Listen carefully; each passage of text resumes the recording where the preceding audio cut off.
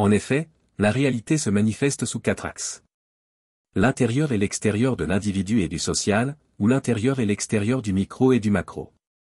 Chaque hôlon a ces 4 aspects, ces 4 dimensions ou cadrans dans son existence, et il doit donc être étudié sous ses aspects intentionnels, comportementaux, culturels et sociaux. Aucun hôlon n'existe dans un seul de ces 4 cadrans, chaque hôlon en a 4. Même les atomes ou les particules réagissent entre eux, comme s'ils possédaient une forme de réactivité ou d'intention, bien que différente de la conscience humaine. À tous les niveaux, des interactions se produisent entre les éléments, créant ainsi un réseau partagé, ou une forme de culture. Ainsi, toute la réalité s'exprime dans les 4 cadrans, qu'il s'agisse d'atomes, de cellules ou d'humains.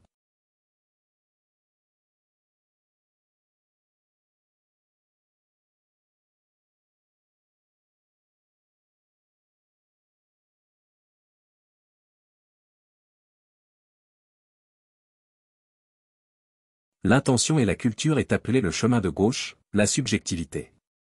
Le comportement et la société est appelé le chemin de droite, l'objectivité. Dire qu'une chose est subjective ne signifie pas qu'elle n'existe pas, ou qu'elle ne peut pas être étudiée avec soin. Une pensée me vient à l'esprit. Pour ce hôlon, dans le cadran supérieur droit il y a un changement dans la physiologie du cerveau, un changement qui peut être décrit en termes tout à fait objectifs, avec le langage relatif à cela.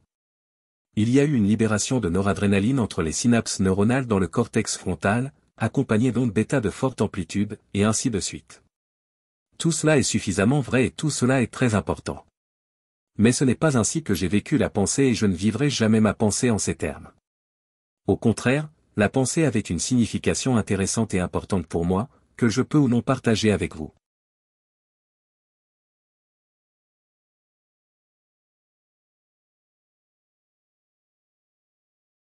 Même si vous savez ce que fait chaque atome de mon cerveau, vous ne connaîtrez jamais les détails réels de ma pensée, à moins que je ne vous le dise.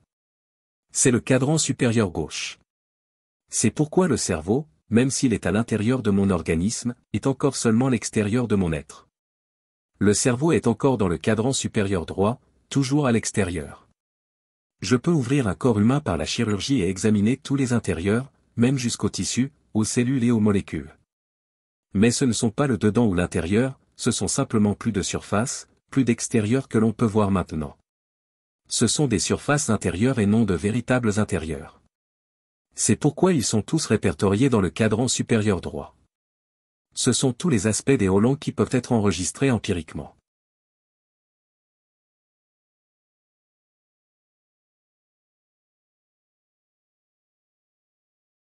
Vous pouvez regarder tous les intérieurs que vous voulez sans jamais voir une intériorité car, si les surfaces ou les extérieurs peuvent être vus, les intériorités doivent être interprétées. Si je veux savoir à quoi ressemble votre cerveau du dedans, à quoi ressemble son vécu intérieur actuel, en d'autres termes, votre esprit, alors je dois vous parler. Il n'y a absolument aucun autre moyen. Que pensez-vous? Qu'est-ce qu'il y a? Comment vous sentez-vous? Pendant que nous parlons, je devrais interpréter ce que vous dites, parce que toute profondeur nécessite une interprétation. C'est pourquoi les surfaces sont toutes dites monologiques, elles peuvent être examinées au travers d'un monologue et non d'un dialogue. C'est pourquoi la profondeur est dialogique, dialectique ou empathique au sens le plus large.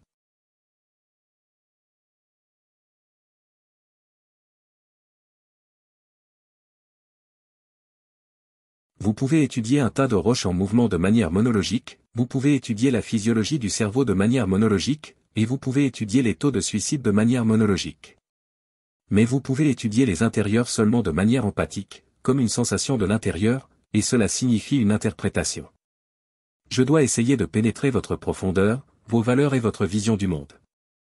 Je dois essayer de comprendre et de décrire votre culture de l'intérieur, tout en gardant une distance subtile pour être capable d'en rendre compte. Je dois, dans la mesure de mes possibilités, entrer en résonance avec votre profondeur intérieure.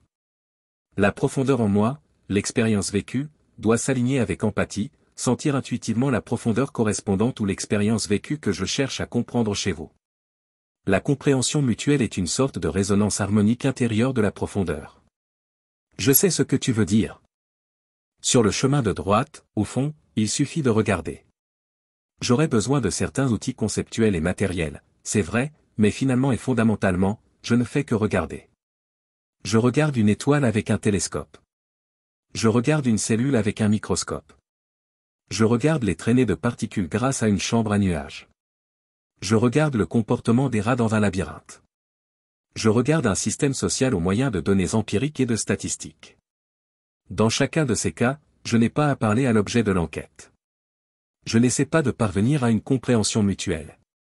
Je n'essaie pas d'interpréter les profondeurs ou les intérieurs. Je regarde simplement les surfaces, je décris les extérieurs, je décris ce que je vois. Tout cela peut se faire dans un monologue, il n'y a jamais besoin de dialogue. Et ce n'est pas que l'un ait raison et l'autre tort, c'est que les deux sont extrêmement importants.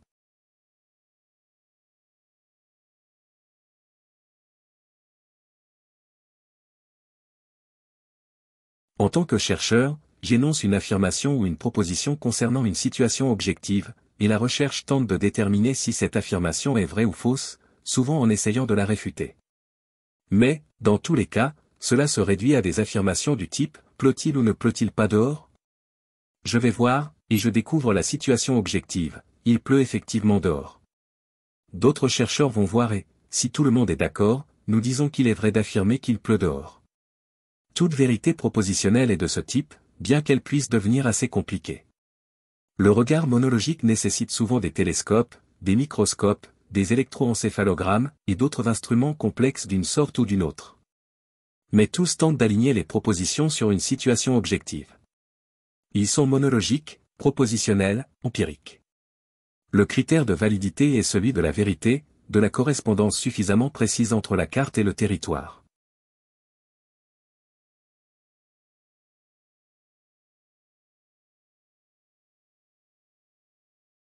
Mais, dans le cadran supérieur gauche, le critère de validité n'est pas tant la vérité que la véracité, ou la sincérité. Vous et moi pourrions tous les deux nous tromper en essayant de nous évaluer mutuellement. Cela souligne l'importance de la notion de sincérité dans l'investigation relative au cadran supérieur gauche. Et vous pourriez mentir. De plus, vous pourriez vous mentir à vous-même. De plus, je vais aussi mal traduire ou mal interpréter la profondeur chez les autres, parce que je l'ai mal traduite chez moi. Ici, la question n'est pas « pleut-il dehors ?» Ici, la question est « quand je vous dis qu'il pleut dehors, est-ce que je vous dis la vérité, ou est-ce que je mens ?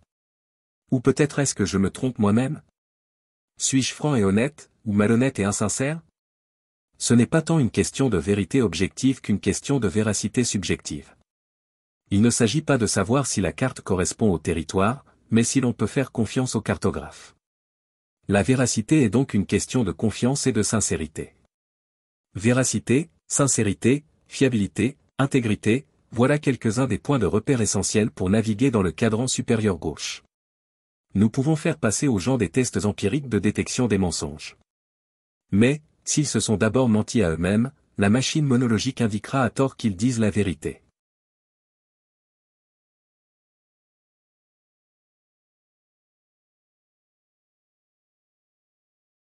Mais ces aspects individuels ont également des composantes sociales ou communes dans la moitié inférieure gauche.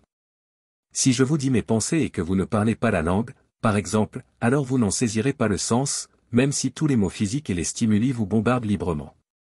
C'est le cadran inférieur gauche, le monde culturel partagé nécessaire à la communication de toute signification, et sans lequel la plupart, voire la totalité, de mes pensées privées seraient également largement dépourvues de sens. La question n'est pas tant celle de la vérité, ni même de la véracité, que celle de l'adéquation culturelle. En d'autres termes, le critère de validité dans le cadran inférieur gauche n'est pas seulement la vérité de ma déclaration, ni la véracité avec laquelle je la formule, mais la possibilité pour vous et moi de parvenir à une compréhension mutuelle. Pas objective, pas subjective, mais intersubjective.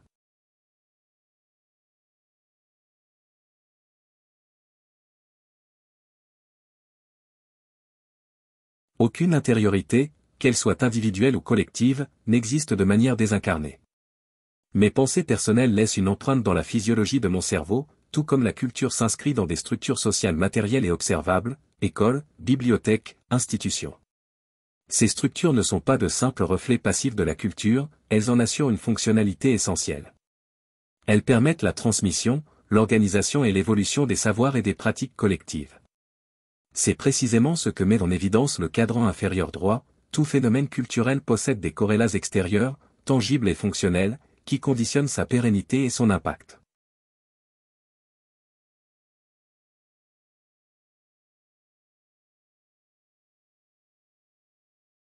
Ma pensée est un holon comportant 4 aspects inséparables. Intentionnel, comportemental, culturel, social. Chacun ayant ses propres revendications de validité. Véracité subjective, vérité objective, compréhension intersubjective, fonctionnalité interobjective. Tous les holons possèdent ces 4 cadrans et chaque cadran est intimement corrélé aux autres, on dépend, mais n'est pas réductible à eux. Les principes de validité sont le mécanisme d'équilibre des pouvoirs dans la constitution cosmique. Lorsque nous pointons la vérité, et que nous sommes situés dans la véracité, nous pouvons atteindre à la compréhension mutuelle.